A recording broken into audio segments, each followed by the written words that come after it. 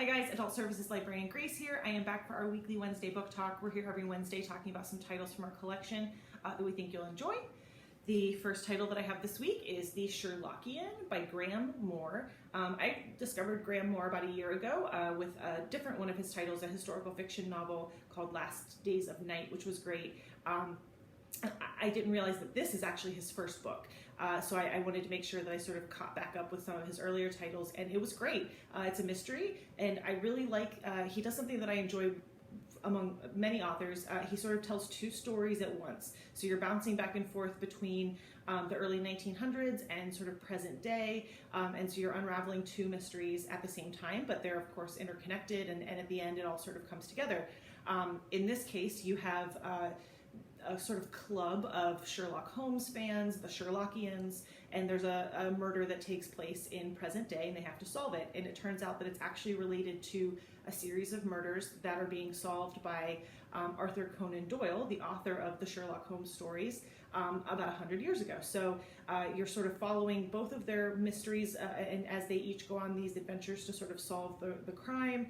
And again, they sort of come back together to, it turns out they're intertwined in ways that you might not be expecting. So this was a really great mystery. It was sort of lighthearted too, if you're a Sherlock Holmes fan or just sort of a literature fan. You'll probably get a lot of the references here because it's not just Arthur Doyle. He's one of his best friends is Bram Stoker of Dracula. So, you know, we're hearing from several authors from the early 1900s. And it was really creative and clever, and I just really enjoyed it. So The Sherlockian by Graham Moore. And the second book that I have is actually a new release, and it's a graphic novel. It's called The Body Factory. I am not sure how to pronounce this author's name, so I'm not going to attempt it. I'm just going to zoom in here. That way you guys can pull it up yourselves. I don't want to butcher it. So The Body Factory, it's actually a graphic novel, and I love a graphic novel, an adult graphic novel that tackles a non-traditional topic. Something educational, something mature, intense, that's sort of made both lighthearted and illustrated in a really effective way through graphic novels. So in this case, it's the story of this young man who loses part of his arm in a motorcycle accident, and he sort of, he learns about amputations, their history, famous amputees, the evolution of amputation and sort of its progress to today. As well as prosthetics and sort of how they've advanced and evolved over hundreds and hundreds of years. So I learned a ton. The author is actually specifically known as a scientific illustrator, so there's a lot of accuracy. That's a little bio about them.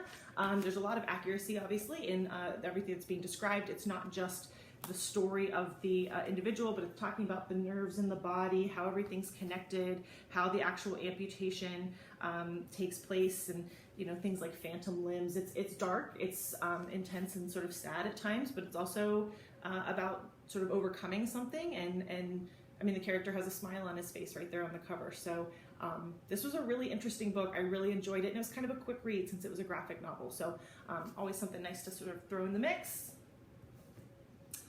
All right, just two this week. We'll be back next Wednesday with some more titles that we think you'll like. If you're looking for a recommendation specific to you, just give us a call or check out our website. We have a feature called Discover Your Next Read, where we'll sort of ask questions about things you've enjoyed or not enjoyed lately and make some recommendations specific to you.